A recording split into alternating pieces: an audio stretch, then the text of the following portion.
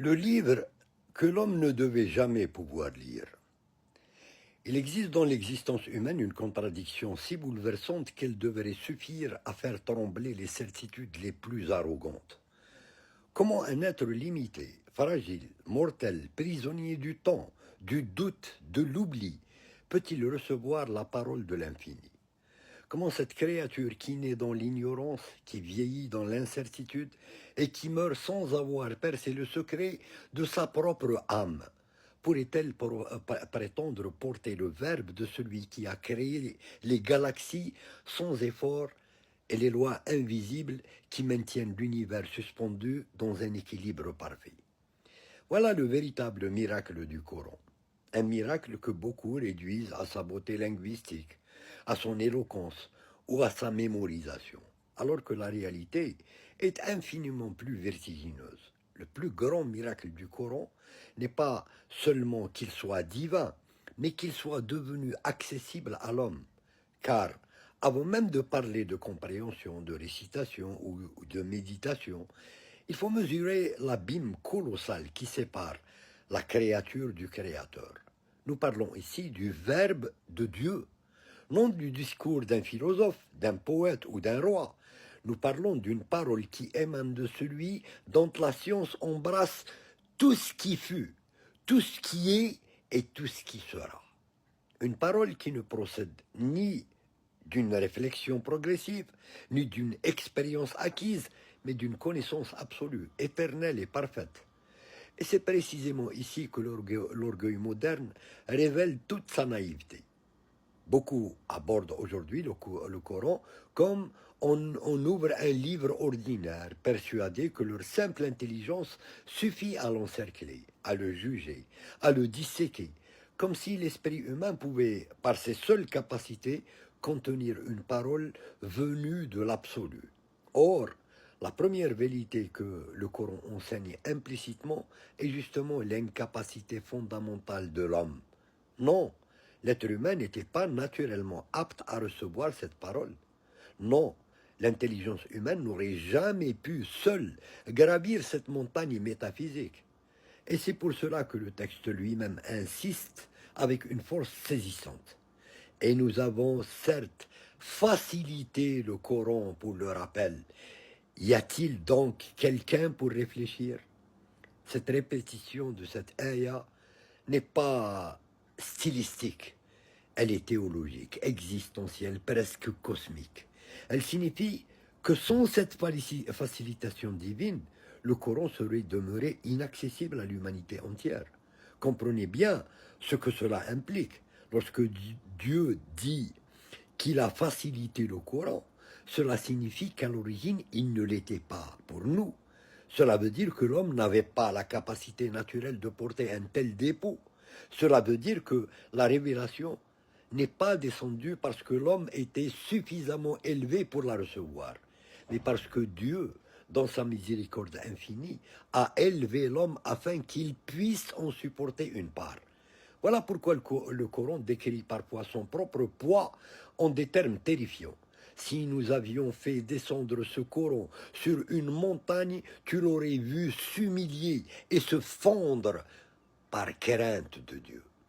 Regardez la profondeur de cette image. La montagne, symbole de stabilité, de force et de permanence, se disloquerait sous le poids de cette parole. Tandis que l'homme, cet être faible qui tombe malade pour une bactérie invisible, qui s'effondre psychologiquement pour une rupture ou un deuil, ose parfois prétendre que ce livre serait une simple production humaine. Non. Si le Coran était laissé dans toute la majesté brute de sa transcendance, l'humanité n'aurait jamais pu s'en approcher. Le miracle est donc double. Le Coran est divin et pourtant il peut être porté par des poitrines humaines. Il est céleste et pourtant il se laisse réciter par des langues mortelles. Il est infini dans sa source et pourtant accessible dans sa formulation. C'est cela le Taysir, cette facilitation extraordinaire, qui ne consiste pas à abaisser la parole divine au niveau de l'homme, mais à ouvrir chez l'homme une capacité nouvelle à recevoir une lumière qui le dépasse. Et cette vérité détruit un autre mensonge contemporain. celui qui consiste à croire que l'accès au Coran serait réservé à une élite intellectuelle, à des spécialistes enfermés dans des bibliothèques ou à des théologiens parlant une langue inaccessible. Non, le Coran a été facilité pour le rappel. Cela signifie qu'un vieillard illettré peut pleurer en l'écoutant, qu'un enfant peut le mémoriser, qu'un pauvre peut y trouver une sagesse que des philosophes entiers n'ont jamais atteinte. Car Dieu n'a pas conditionné l'accès à sa parole par le prestige social, par la richesse ou par l'intelligence académique. Il a ouvert une porte universelle vers lui, mais attention, cette facilité n'annule pas la profondeur. Voilà encore un paradoxe extraordinaire du Coran. Il est simple sans être simpliste, accessible sans être superficiel, clair sans être épuisable. Plus on le médite, plus il s'ouvre. Plus on croit l'avoir compris, plus il révèle de nouveaux horizons. Le bédouin du désert y trouve une guidance pour sa vie quotidienne, tandis que le penseur y découvre des océans de sens qui le dépassent encore après des décennies. Aucun livre humain ne possède cette priorité. Les œuvres humaines vieillissent, se démodent, s'épuisent intellectuellement. Le Coran, lui, traverse les siècles sans perdre sa capacité à bouleverser les consciences. Et cela constitue un argument rationnel majeur. Comment un texte révélé dans un contexte désertique du 7e siècle continue-t-il à parler au cœur d'hommes et de femmes vivant dans des réalités radicalement différentes? Comment explique-t-on qu'il soit aujourd'hui mémorisé intégralement par des millions d'individus à travers le monde, parfois sans même parler l'arabe comme langue maternelle? Aucun autre livre dans l'histoire humaine n'a été préservé de cette manière, récité quotidiennement, appris par cœur génération après génération avec une fidélité presque surnaturelle. Ce phénomène n'est pas sociologique uniquement, il est spirituel. Il témoigne d'une assistance divine continue. Et pourtant, malgré cette proximité offerte, malgré cette parole rendue audible, malgré cette facilité accordée, l'homme moderne fuit souvent le Coran. Non parce qu'il serait inaccessible, mais parce qu'il exige une transformation intérieure. Beaucoup veulent un Dieu qui les console sans les changer, un texte qui les rassure sans les remettre en question. Or, le Coran ne se contente pas de flatter, il dévoile, il secoue, il confronte, il oblige l'homme à regarder sa propre hypocrisie, son arrogance, sa discrétion permanente. C'est pourquoi certains préfèrent le tenir à distance, non parce qu'ils ne le comprennent pas intellectuellement, mais parce qu'ils comprennent très bien ce qu'il exige moralement.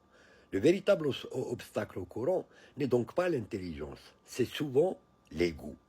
Car reconnaître que cette parole vient de Dieu implique de reconnaître que nous ne sommes pas le centre de l'univers, que notre désir n'est pas la mesure du vrai, que notre époque n'est pas le sommet absolu de la civilisation humaine. Voilà pourquoi tant de sociétés technologiquement avancées demeurent spirituellement perdues. Elles ont développé une puissance immense sur la matière, mais restent incapables de répondre aux questions fondamentales de l'existence. Pourquoi vivons-nous? Pourquoi souffrons-nous? Pourquoi mourons-nous? Que vaut la réussite matérielle si l'âme demeure vide? Le Coran vient précisément répondre à cette famine intérieure de l'homme moderne. Il ne parle pas uniquement au cerveau, il parle à la totalité de l'être. Il rappelle à l'homme qu'il n'est pas une simple machine biologique condamnée à consommer puis disparaître, mais une créature porteuse d'un souffle spirituel et destinée à retourner vers son Seigneur. Et c'est ici que résonne avec une force bouleversante la question divine. Y a-t-il quelqu'un pour se rappeler? Quelle question terrible et magnifique à la fois. Dieu n'impose pas, il appelle, il ouvre la porte, il facilite le chemin, il rend sa parole proche, puis il interpelle la conscience humaine. Y a-t-il quelqu'un qui veut réellement entendre?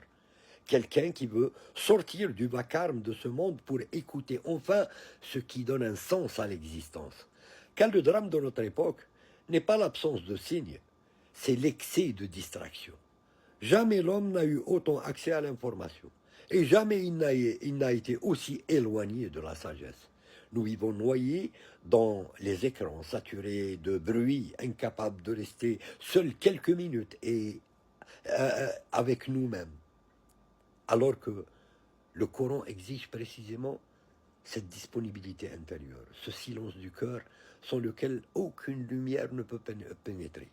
Et pourtant, malgré nos égarements, malgré nos fautes, malgré notre oubli chronique, Dieu continue de tendre cette passerelle au-dessus de l'abîme. Voilà la dimension la plus émouvante de cette révélation. Dieu savait nos limites, nos faiblesses, nos rechutes, nos incapacités à atteindre seul la vérité absolue. Et malgré cela, il nous a parlé. Il aurait pu laisser l'humanité errer dans ses contradictions jusqu'à la fin des temps. Mais par miséricorde, il a rendu l'inaccessible proche, l'immense audible, l'éternel récitable.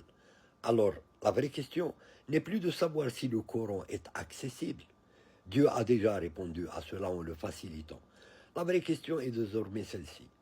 Après que Dieu a abaissé pour nous cette corde céleste, aurons-nous encore le courage tragique de l'ignorer ?